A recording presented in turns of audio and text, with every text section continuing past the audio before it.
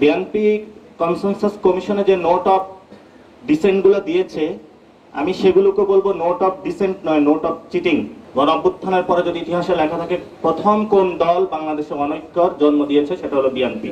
আমরা একটি নিরপেক্ষ পিএসসি চেয়েছিলাম, কিন্তু বিএনপি ওইখানে নোট অফ ডিসেন্ট দিয়ে রেখেছে, কারণ ভাইয়ার কলে সেখানে হলো তাকে নিয়োগ দিতে হবে। সেজন্য বাংলাদেশে আর কোনো ভাইয়াগিরি চলবে না। এই কুসুম কুসুম প্রেম আপনারা আওয়ামী লীগের সাথে দিয়েছিলেন, এখন জাতীয় পার্টির সাথে দিচ্ছেন। এনসিপি শাপলা চায়, এনসিপি শাপলা নিয়ে নির্বাচন করবে। আমরা এই গণ অভ্যুত্থানের পরে প্রথম বাংলাদেশে বিভেদের সুর দেখতে পাচ্ছি, অনৈক্যর সুর দেখতে পাচ্ছি। এই বিভেদ এবং অনৈক্য উচকে দিয়েছে বাংলাদেশের একটি বড় পার্টি, সেটা হলো বিএনপি। গণ অভ্যুত্থানের পরে যদি ইতিহাসে লেখা থাকে প্রথম কোন দল বাংলাদেশে অনৈক্যর জন্ম দিয়েছে, সেটা হলো বিএনপি। দেশবাসীর উৎকণ্ঠা থেকে মুক্তির জন্য গণ অভ্যুত্থানের সরকার প্রধান উপদেষ্টার দিকে তাকিয়ে রয়েছেন। আমাদের আবেদন থাকবে প্রধান উপদেষ্টার নিকট যে আপনি কনসেনসাস কমিশন বা জাতীয় ঐক্যমত কমিশন যে রিপোর্ট জমা দিয়েছে, সুপারিশমালা দিয়েছে, সেটা দ্রুত আদেশ জারি করুন। এবং যুবশক্তিকে বলবো, বাংলাদেশে জনগণের এই আদেশ বুঝে নেওয়ার জন্য দুর্বার আন্দোলন গড়ে তোলার জন্য, যাতে কোনো অনৈক্য সৃষ্টিকারী, নির্বাচন বানচালের ষড়যন্ত্রকারী যারা বাংলাদেশে সৃষ্টি করার পায় তারা করছে, তারা যদি কোনো কিছু করতে চায় তাহলে যুব সমাজের রক্তের উপর দিয়ে তাদেরকে যেতে হবে। বিএনপি কনসেনসাস কমিশনে যে নোট অফ ডিসেন্টগুলো দিয়েছে, আমি সেগুলোকে বলবো নোট অফ ডিসেন্ট নয়, নোট অফ চিটিং। এই নোট অফ চিটিং এর মাধ্যমে তারা পুরো সমগ্র বাংলাদেশের 18 কোটি মানুষের সাথে প্রতারণা করতে চেয়েছিল, কিন্তু সেই প্রতারণাটা বাংলাদেশের তরুণ ছাত্র জনতার কাছে ধরা পড়েছে। তারা কেয়ারটেকার গভর্নমেন্টের ওই জায়গা হলো তারা ভেটো দিয়েছে, অথচ তারা একটা সময় এটা চেয়েছিল। বাংলাদেশের এই যে গণ অভ্যুত্থান হয়েছিল, এটার অন্য দাবি ছিল যুব সমাজ বেকার অবস্থায়, তাদের চাকরি দরকার। পিএসসিতে একটি নিরপেক্ষ কমিশন হবে, পিএসসি ভবিষ্যতে এসে কোনো ভাইয়ার রিকমেন্ডেশন দিবে না। আমরা একটি নিরপেক্ষ পিএসসি চেয়েছিলাম, কিন্তু বিএনপি ওইখানে নোট অফ ডিসেন্ট দিয়ে রেখেছে, কারণ ভাইয়ার কলে সেখানে হলো তাকে নিয়োগ দিতে হবে। সেজন্য বাংলাদেশে আর কোনো ভাইয়াগিরি চলবে না।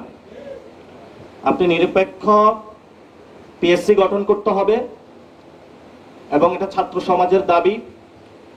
আমি পুরো বাংলাদেশের ছাত্র সমাজের কাছে আহ্বান জানাবো যে সারাদিন আপনি পড়ার টেবিলে বসে থেকে নিজের সমস্ত মা বাবার টাকা ব্যয় করে, জমি বিক্রি করে, এত পরিশ্রম করে পড়াশোনা করে একটি সরকারি চাকরির জন্য যখন যান, সেখানে বিএনপি বলছে বিএনপি না করলে চাকরি পাবেন না, আপনার মেধার অবমূল্যায়ন করা হবে সেখানে।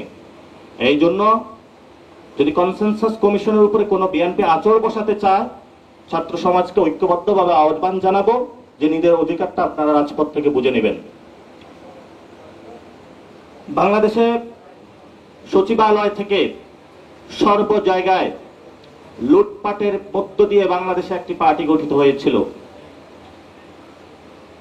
এই জন্য তারা অ্যান্টি কারাপশন কমিশনে নিরপেক্ষ যে নিয়োগ সেটা তারা চায় না, কারণ বাংলাদেশে তারা দুর্নীতিতে চ্যাম্পিয়ন হয়েছিল। দুর্নীতির এই ধারাবাহিকতা বাংলাদেশে তারা আজীবন চলমান রাখতে চায়। এই জন্য তারা সেখানে নোট অফ ডিসেন্ট দিয়েছে। তাদের ভণ্ডামির নমুনাগুলো দেখেন।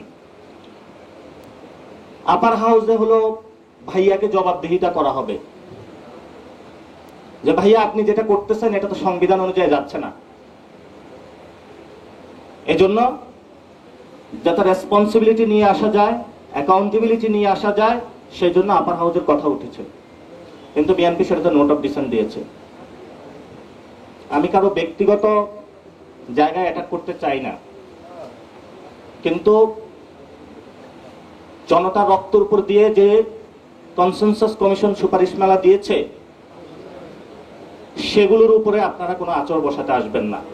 ডক্টর ইউনূস বাংলাদেশের সামনে অতি সত্বর শহীদ মিনারে গিয়ে জনগণের সামনে উপস্থিত হয়ে জুলাই সনদের আইনি ভিত্তির আদেশ জারি করতে হবে।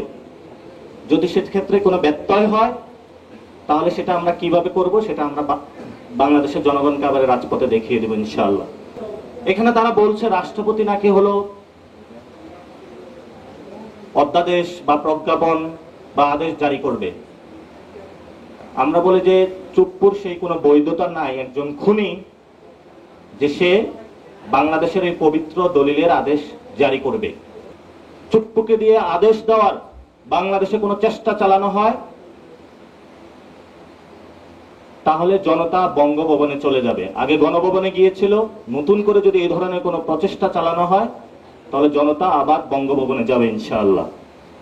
এই কুসুম কুসুম প্রেম আপনারা আওয়ামী লীগের সাথে দিয়েছিলেন, এখন জাতীয় পার্টির সাথে দিচ্ছেন।